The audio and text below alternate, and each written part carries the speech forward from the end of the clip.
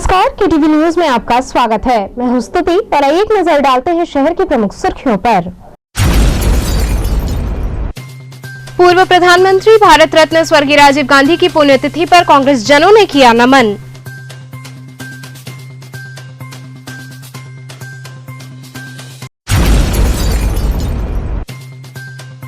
प्रधानमंत्री नरेंद्र मोदी ने अपने संसदीय क्षेत्र के फ्रंटलाइन वर्कर से वर्चुअल संवाद कर किया उत्साहवर्धन।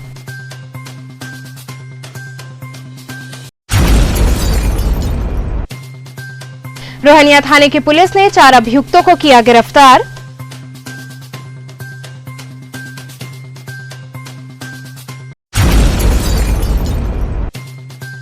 और गुदौलिया क्षेत्र में चल रहे स्मार्ट सिटी योजना के तहत कार्य के रुकने से क्षेत्रवासियों को हो रही परेशानी। और अब खबरें विस्तार से। पूर्व प्रधानमंत्री भारत रत्न स्वर्गीय राजीव गांधी की पुण्यतिथि पर कांग्रेस जनों ने उन्हें नमन किया। आधुनिक भारत के निर्माता, देश के पूर्व प्रधानमंत्री भारत रत्न स्वर्गीय राजीव गांधी जी की पुण्यतिथि पर कांग्रेस जनों द्वारा मैदान स्थित राजीव गांधी जी की प्रतिमा पर माल्यार्पण व दुग्धाभिषेक कर समस्त कांग्रेस जनों ने राजीव गांधी जी की शहादत को याद किया और नम आंखों से उन्हें श्रद्धांजलि दी। राजीव जी प्रधानमंत्री के तौर पर देश को ऊंचाइयों पर ले चलते हुए सभी दल के लोगों को साथ लेकर कार्य किया। इस मौके पर जिलाध्यक्ष राजेश्वर पटेल व महानगर अध्यक्ष राघवेंद्र चौबे ने संयुक्त रूप से कहा कि अपनी दृढ़ इच्छा शक्ति, दूरदर्शिता एवं आधुनिक सोच के बल पर 21वीं सदी के आधुनिक भारत की आधारशिला रखने वाले भूतपूर्व प्रधानमंत्री राजीव गांधी जी की पुण्यतिथि पर हम कांग्रेस जन उन्हें विनम्र श्रद्धांजलि अर्पित करते हैं। उन्होंने कंप्यूटर एवं संचार क्रांति की नींव रखकर भारत को एक नई दिशा प्रदान की। स्वर्गीय राजीव गांधी जी एक महान व्यक्तित्व व बहुमुखी प्रतिभा के धनी थे।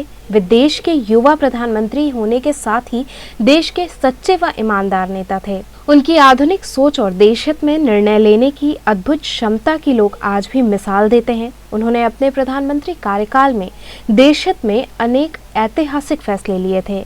उनकी अगुवाई में भारत ने कंप्यूटर की क्रांति में अपना परचम लहराया था। हम कांग्रेस कार्यकर्ताओं ने उन्हें याद करते हुए उनके दिखाए रास्तों पर चलने का संकल्प लिया है। इस कार्यक्रम में प्रमुख रूप से दुर्गा प्रसाद गुप्ता, फसाहत हुसैन बाबू, डॉक्टर राजेश गुप्ता, हसन मेहंदी, शिवपाल श्रीवास्तव, मनोज वर्मा इत्यादि बड़ी संख्या में कार्यकर्ता मौजूद रहे। आज हम लोग प्रतिवर्ष की बात अपने नेता इस माँ भारती के अमर सपूत भारत रत्न आदरणीय राजीव गांधी जी के शहादत दिवस के अवसर पे हम सब लोगों ने उनको दुग्धाभिषेक करके उनका माल्यार्पण किया है और उनके बताए हुए रास्ते पे चलने का संकल्प लिया है। और इस कोरोना काल में जिससे भी हो सके गरीबों की सेवा करने का संकल्प जो हम सब लोगों ने उठा रखा है। कल बहुत बृहद स्तर पर हमारा रक्तदान शिविर हुआ। इनके शहादत दिवस के पूर्व संध्या पे आज आपके सामने हमारे व्यापार प्रकोष्ठ के साथियों द्वारा मास्क वितरण है। जिलाध्यक्ष जी द्वारा दोपहर को अनाज और कच्चा पक्का दोनों का वितरण है। 2 बजे से हमारे उत्तरी विधानसभा के वार्डों के वार्ड अध्यक्ष प्रभारियों के बीच में दवा, ऑक्सीमीटर, ये सब चीज़ों का वितरण करके हम लोग आज राजीव गांधी जी को नमन कर रहे हैं। उनकी शहादत को नमन करते हुए उनके बताए रास्ते पर चलने का संकल्प। इसी कड़ी में राजीव गांधी की पुण्यतिथि पर उत्तरी विधानसभा के प्रत्येक वार्ड में कांग्रेस जनों द्वारा जरूरतमंदों में कोविड किट का वितरण किया गया। इस दौरान महानगर उद्योग व्यापार और कांग्रेस के महासचिव मनीष चौबे ने बताया कि प्रदेश स्तर पर कांग्रेस जनों का ये कार्यक्रम आयोजित किया गया है, जिसमें हमारा उद्देश्य रहा है कि हर जरूरतमंदों को कोविड किट दी जाए, जिसमें दवा, ऑक्सीमीटर, सैनिटाइजर और मास्क इत्यादि चीजें उपलब्ध कराई गई हैं। केवल आप प्राथमिक स्वास्थ्य केंद्रों का 2-3 उदाहरण के रूप में अगर आप कुछ कवर करें, प्राथमिक स्वास्थ्य केंद्र की हालत खराब है तो उप केंद्र पर क्या है? उप केंद्र पर ताला जड़ा है, सालों से कोई यात्रा नहीं, बंद है, टूटी पड़ी है। आजकल टीवी में इस तरह के मामले उठ रहे हैं, दिखा रहे हैं लोग।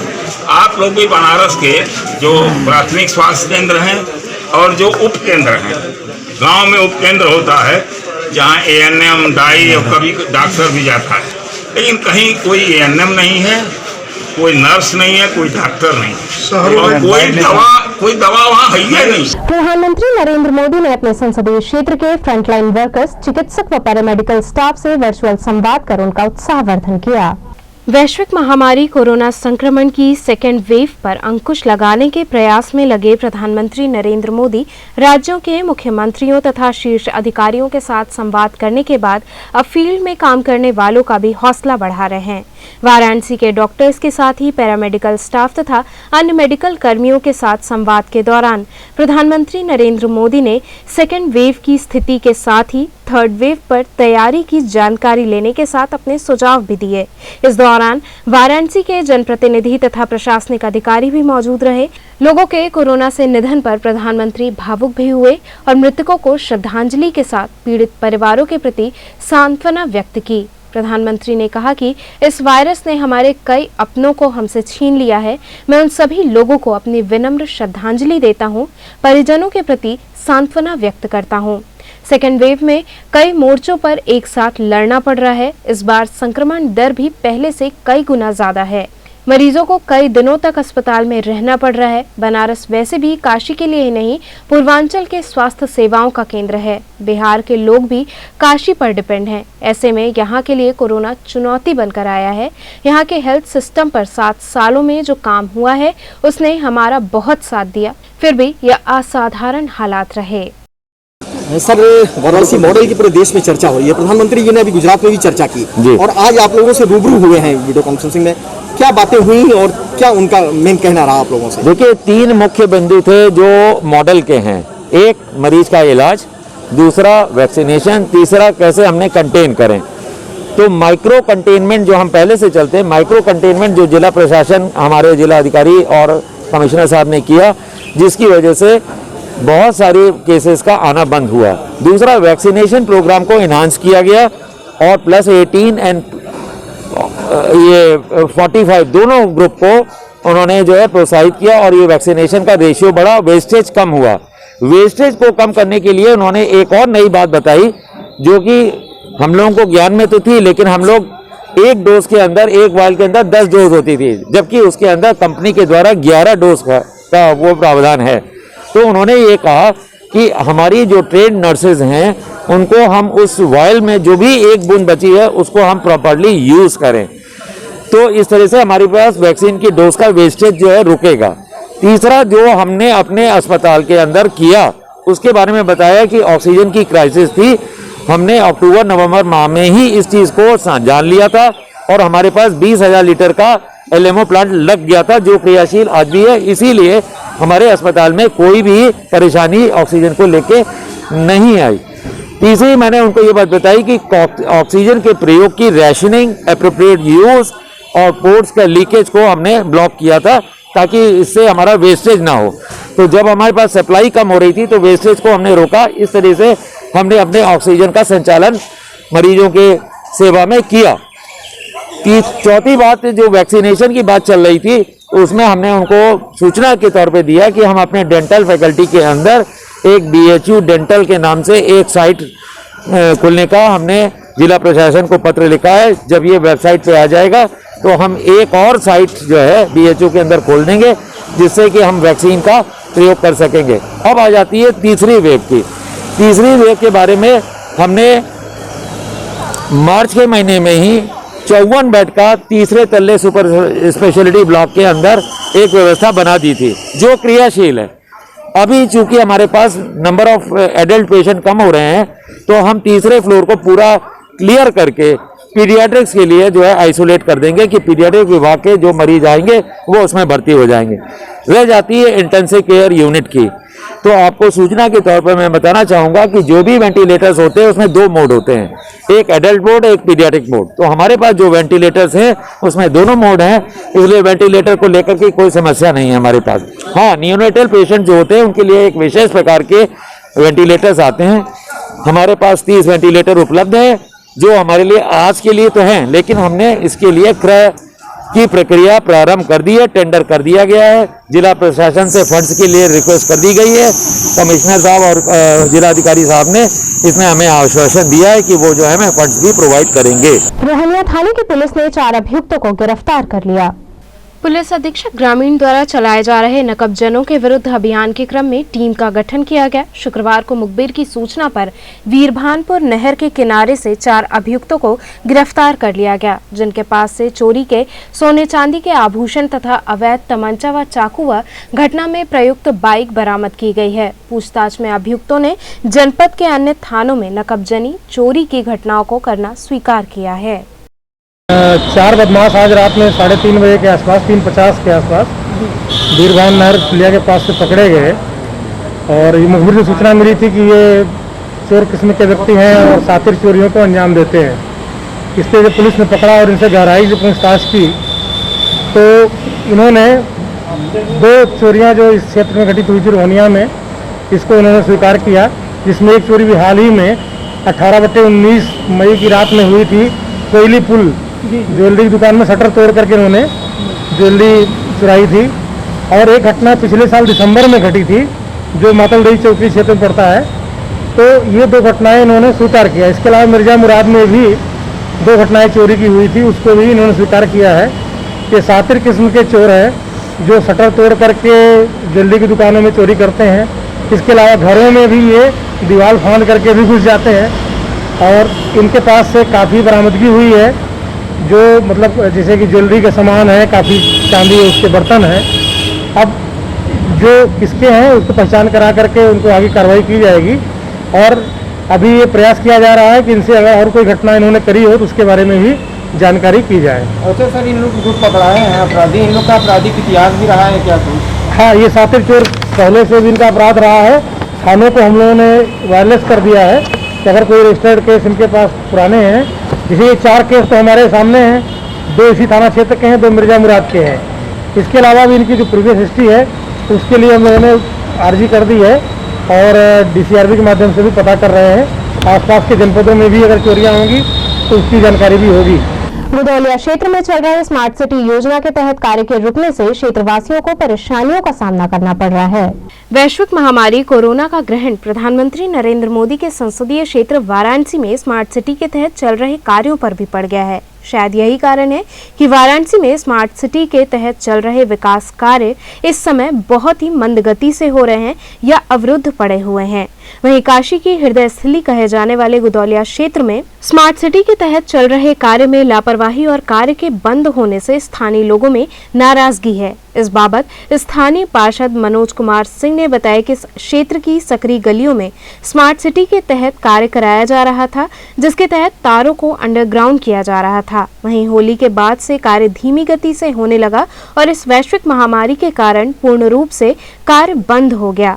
कार्य आधा अधूरा होने के कारण इस मार्ग से आने जाने वाले राहगीरों को काफी दिक्कतों का सामना करना पड़ रहा है। पार्षद मनोज सिंह ने बताया कि इस खस्ताहाल मार्ग की हालत ये है कि आए दिन राहगीर चोटिल हो रहे हैं।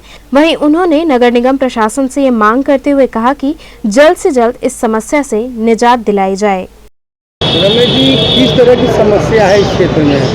इस क्षेत्र में समस्या ये है कि जैसा कि आप ये देख रहे हैं, स्मार्ट सिटी के अंतर्गत जो है यहाँ पे जो है ये जो है गली पास हुई थी, जिसमें क्या है पीछे सीवर होना था, सीवर का पेयजल की लाइन बिछनी थी। लेकिन जो है हुआ ये कि कोविड की महामारी के चलते हुए जब जो है होली का त्यौहार आया तो सारे लेबर यहाँ से चले गए।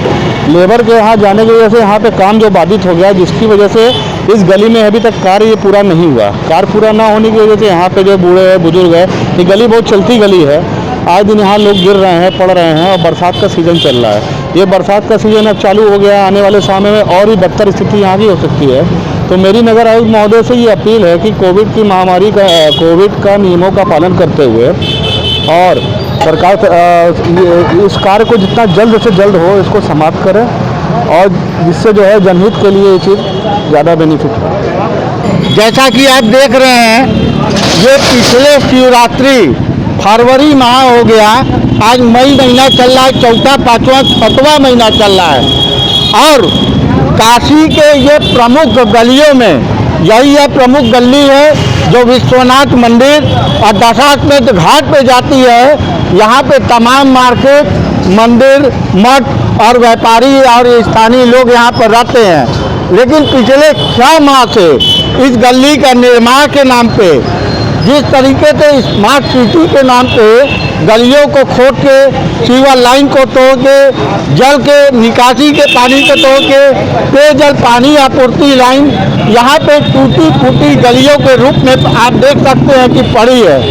जहाँ पर स्थानीय नागरिक और व्यापारियों को तमाम दिक्कतों का सामना करना पड़ रहा है, लेकिन यहाँ के स्थानीय विधायक और मंत्रियों और नगर निगम और स्मार्ट सिटी के ठेकेदारों के लापरवाही के कारण आज इस गली की इस तरीके से दुर्व्यवस्था है, जिसमें यहाँ के आम नागरिक किस तरीके से बिना पानी के, बिना सीवर के टूटी फूटी गलियों में रह रहे हैं। लगातार यहाँ पर हर रोज 5, 6, 8, 10 की संख्या में नागरिक, महिलाएं, पुरुष और बच्चे गिर रहे हैं, गाड़ियाँ गिर रही है, लोगों का मालों का नुकसान हो रहा है। लेकिन शासन, प्रशासन और भाजपा के लोग कान में तेल डाल के चुप बैठे हुए हैं और हम यहाँ के क्षेत्रीय नागरिक यहाँ पे इस प्रकार की समस्याओं को लेकर दुखी है। पद्म विभूषण पंडित छन्नूलाल मिश्र की पुत्री की मौत पर परिजनों ने मेडविन अस्पताल पर लापरवाही का आरोप लगाया और इलाज की सीसीटीवी फुटेज की मांग की। पद्म विभूषण शास्त्री गायक के पुरोधा पंडित छन्नूलाल मिश्रा की बेटी संगीता मिश्रा की मौत के बाद परिजनों द्वारा मेडविन हॉस्पिटल पर लापरवाही का आरोप लगाते हुए सीसीटीवी फुटेज की मांग की गई है। छन्नूलाल मिश्रा ने मीडिया से बात करते हुए बताया कि अगर हमारी मांगें नहीं मानी जाएंगी तो हम पीएम नरेंद्र मोदी एवं सीएम योगी आदित्यनाथ से पूरे मामले को लेकर गुहार लगाएंगे। छन्नूलाल मिश्रा की छोटी बेटी नम्रता मिश्रा ने बताया कि हम अपनी बड़ी बहन के इलाज के दौरान के सीसीटीवी फुटेज की मांग कर रहे हैं। अभी तक हॉस्पिटल के प्रबंधक या डॉक्टर ने हम लोगों को सांत्वना भी नहीं दी है कि आपको सीसीटीवी फुटेज मिल जाएगी, जबकि हम लोगों से 5 लाख के ऊपर का इलाज का खर्चा बताया गया है। वहीं उन्होंने कहा कि मां और बहन के निधन के बाद पिता काफी सदमे में हैं। नमस्कार करता हूं और आशीर्वाद देता हूं कि आप लोग तरक्की करिए। हमारे मदद के लिए आप लोग आए हैं, तो हमारा एक ही मांग है।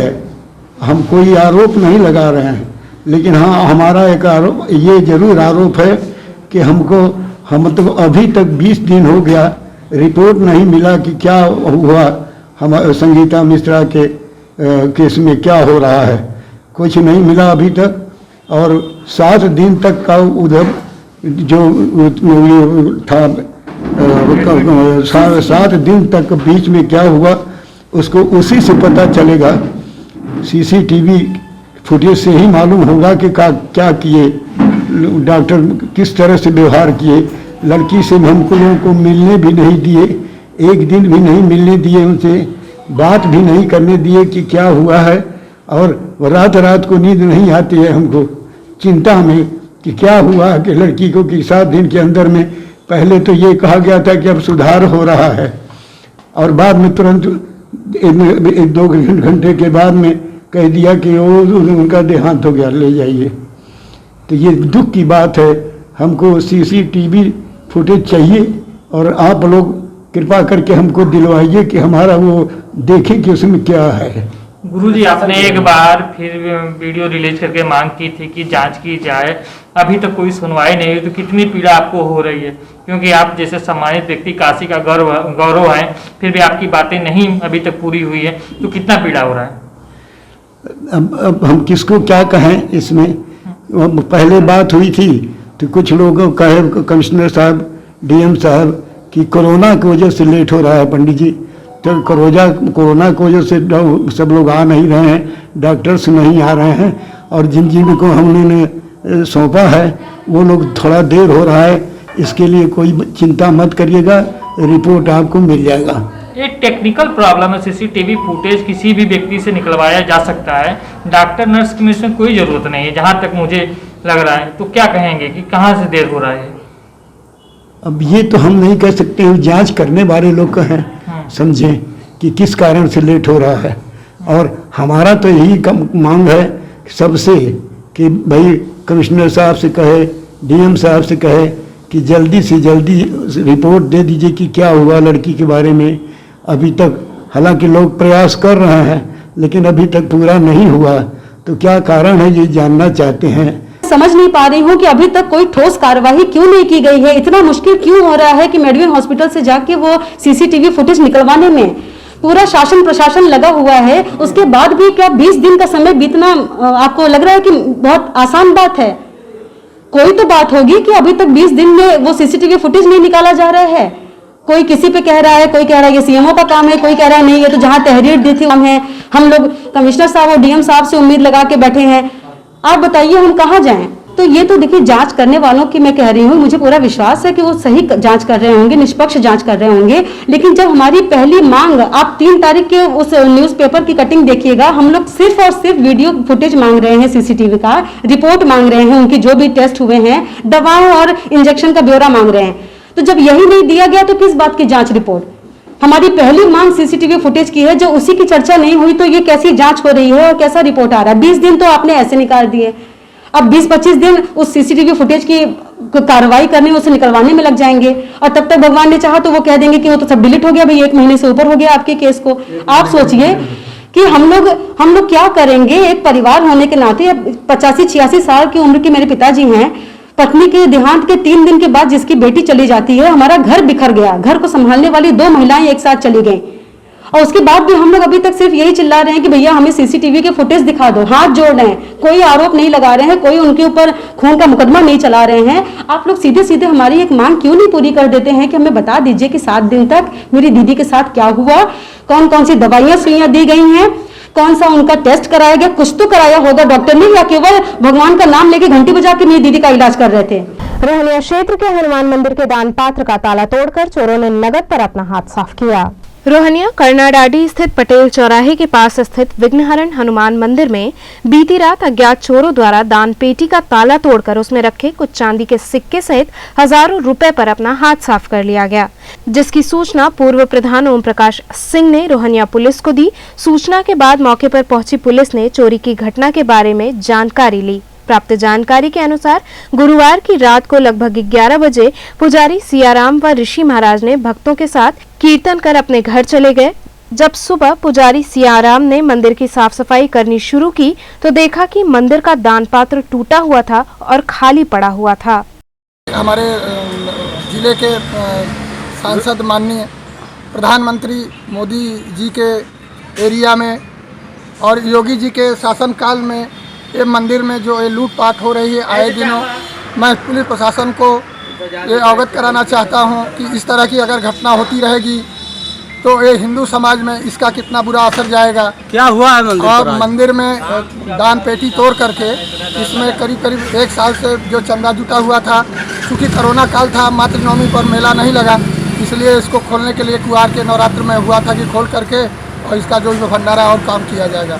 दशाश्वमेध घाट पर गंगा में युवक का शव मिला। दशाश्वमेध घाट पर एक युवक का उतराया हुआ शव देखकर घाट पे हड़कंप मच गया। सूचना पाकर मौके पर जल पुलिस व चौकी इंचार्ज दशाश्वमेध राम रतन पांडे ने किसी तरह शव को बाहर निकाला। वहीं शव का पंचनामा कर लिया गया है तथा पुलिस परिजनों का पता लगाने में जुटी हुई है। क्या हुआ गुरुजी, कैसा बॉडी मिला है क्या इस घाट पर? बॉडी तो मिला है, तो इसका उम्र जो कि 25-26 का होगा। पुलिस तुरंत आया, तभी आया, लोग उठा के ले गए हैं उसको। पता नहीं चला गया? नहीं, कोई पता नहीं, उसके ये कुछ था ही नहीं तो कैसे पता चलेगा। दौड़ करके आया था। यहाँ रुकेंगे छोटे से ब्रेक के लिए, आप बने रहिए KTV के साथ।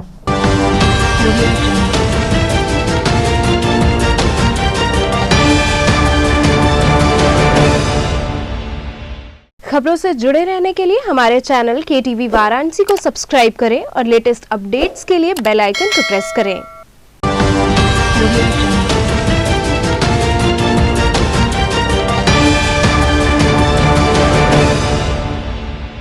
ब्रेक के बाद आपका स्वागत है। बेनिया क्षेत्र में जल जमाव के चलते लोगों को काफी दिक्कतों का सामना करना पड़ रहा है।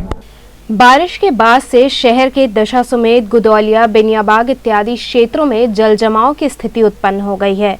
वहीं बेनिया क्षेत्र में भीषण जल जमाव से लोगों को काफी परेशानियों का सामना करना पड़ रहा है। आपको बता दें कि पूरा बेनिया क्षेत्र बारिश के बाद से जलमग्न है। इस क्षेत्र में रहना और इन क्षेत्रों से गुजरना मुश्किल हो गया है। क्षेत्र में मलिन बस्ती होने से गंदगी का अंबार लगा है। ऐसे में जल जमाव से स्थिति काफी खराब हो गई है। यहाँ के लोगों में भय है कि इसकी वजह से कहीं बीमारियों का खतरा न बढ़ जाए, क्योंकि क्षेत्र में मलिन बस्ती है और न सिर्फ बारिश का पानी जमा हुआ है बल्कि सीवर के पानी से लोगों का सांस लेना भी मुश्किल हो गया है। ईसाई समुदाय के लोग कोविड के प्रकोप के चलते शवों को दफनाने के बजाय उनका दाह संस्कार कर रहे हैं। कोरोना महामारी ने मोक्ष की नगरी काशी में अंतिम संस्कार करने की धार्मिक परंपराओं और सदियों पुरानी रीति रिवाजों को भी बदल दिया है। दूसरे शहरों की तरह इस जानलेवा महामारी ने वाराणसी शहर में भी कई लोगों की जान ली है। इसमें ईसाई समुदाय के भी लोग शामिल हैं, लेकिन मृतकों के परिवार वाले अब इन्हें दफन नहीं कर रहे हैं। इसके बजाय वे गंगा घाटों पर शवों का अंतिम संस्कार करने और अस्थियों को कब्रगाह में ले जाने की परंपरा को अपना रहे हैं। बनारस ईसाई कब्रिस्तान बोर्ड के सचिव फादर विजय शांतिराज ने बताया कि कोरोना वायरस की दूसरी लहर की शुरुआत के बाद से शहर में कम से कम 6 शवों का अंतिम संस्कार किया गया और राख को दफनाने के लिए चौकाघाट में स्थित ईसाई कब्रिस्तान ले जाया गया। उन्होंने बताया कि वाराणसी में ईसाई आबादी 3000 से अधिक है। आमतौर पर समुदाय में प्रतिमाह 1 या 2 मौतें होती थीं, लेकिन पिछले 45 दिनों में जब कोविड के मामले बढ़ने लगे तो 30 से अधिक लोगों की मौत हो गई। इनमें से कई मौतों के कारण का भी पता नहीं चल सका।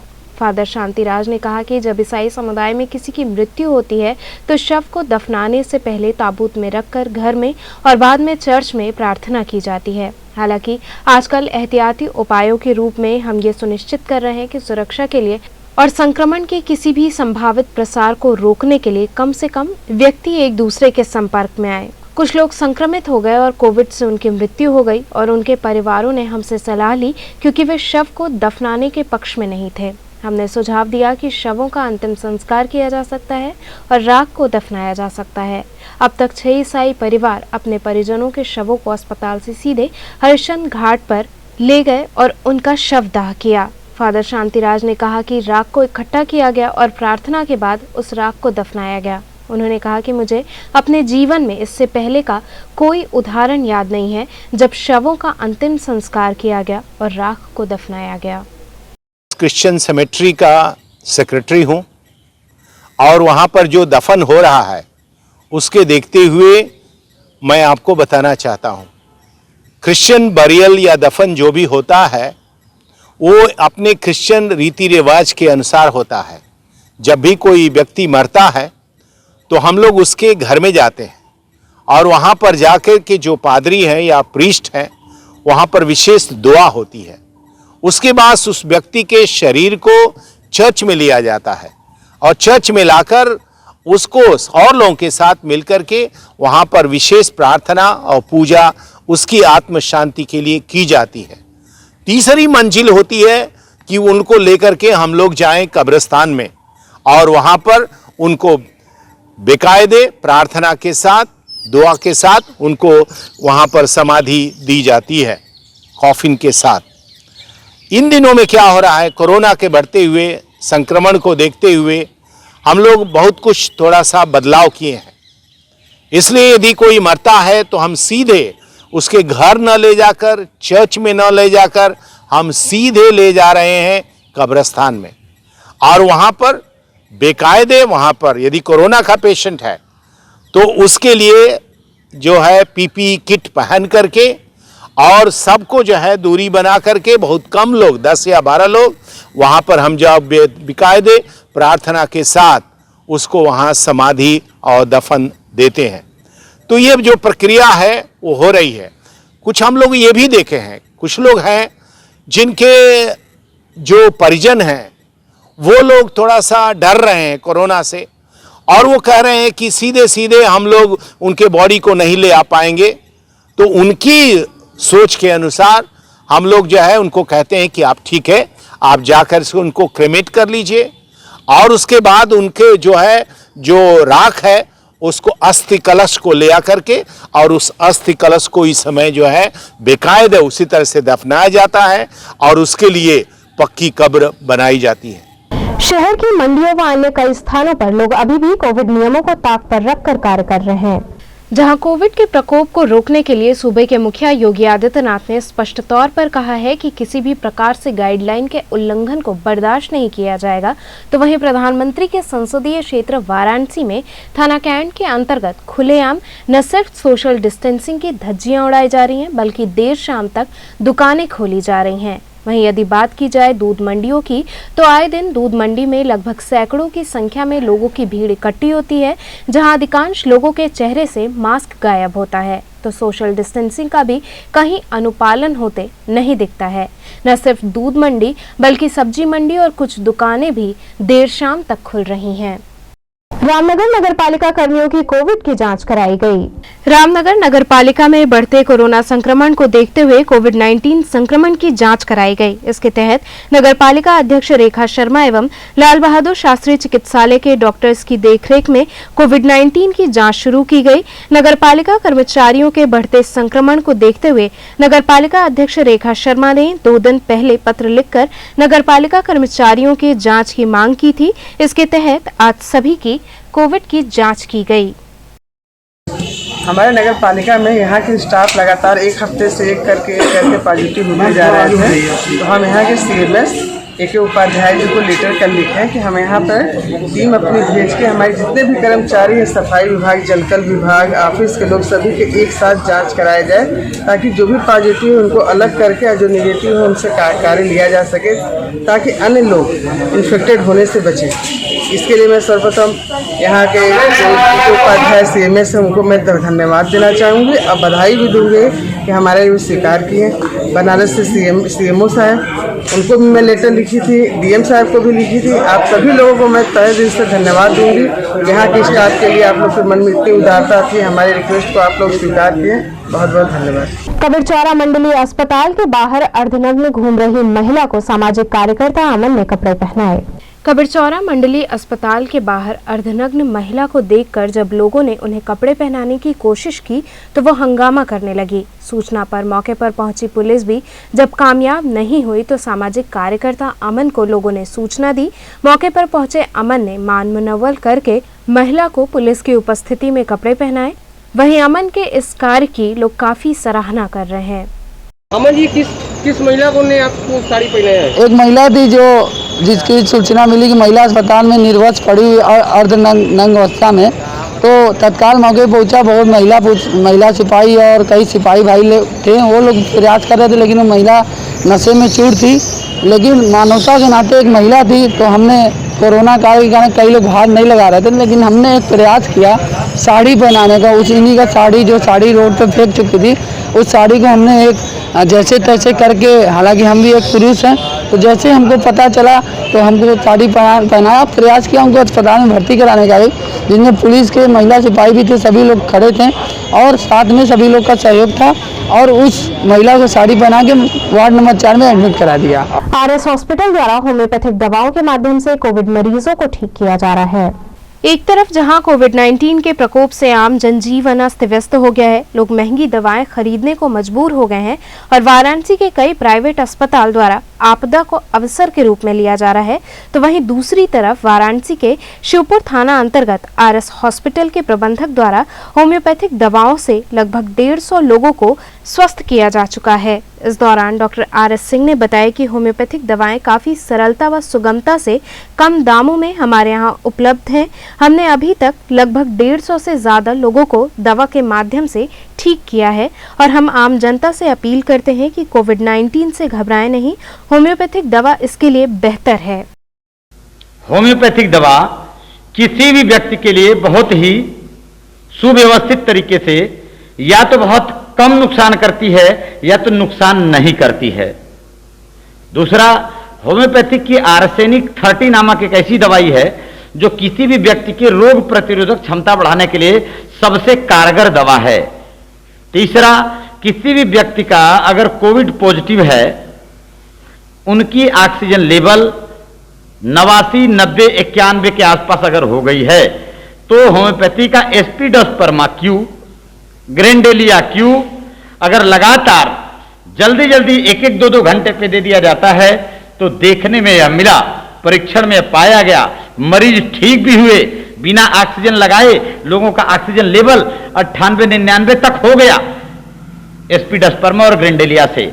वहीं पर जहां लाखों लाखों रुपया लोग लगा रहे हैं कोविड में फंस करके, जो हॉस्पिटल के कुछ डकैत जैसे डॉक्टर जो लूट रहे हैं मरीजों को, इस देश के आम जनता को, आम जनमानस को कोविड के चक्कर में ये लोग आपदा को अवसर बना बैठे हैं, वहीं पे होम्योपैथिक का रास्ता इस देश के आम जनमानस के लिए सबसे सुव्यवस्थित और सबसे सुरक्षित है। तो चलते चलते तो एक नजर डालते हैं शहर की प्रमुख सुर्खियों पर। पूर्व प्रधानमंत्री भारत रत्न स्वर्गीय राजीव गांधी की पुण्यतिथि पर कांग्रेस जनों ने किया नमन।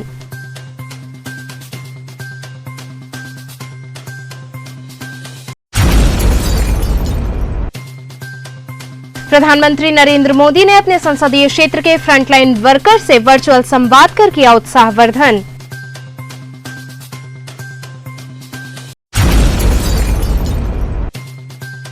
रोहनिया थाने की पुलिस ने 4 अभियुक्तों को किया गिरफ्तार।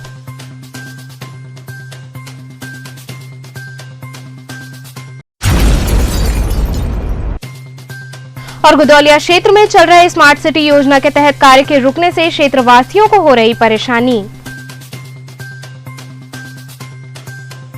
तो थे आज के समाचार, कल फिर होगी मुलाकात, तब तक के लिए नमस्कार।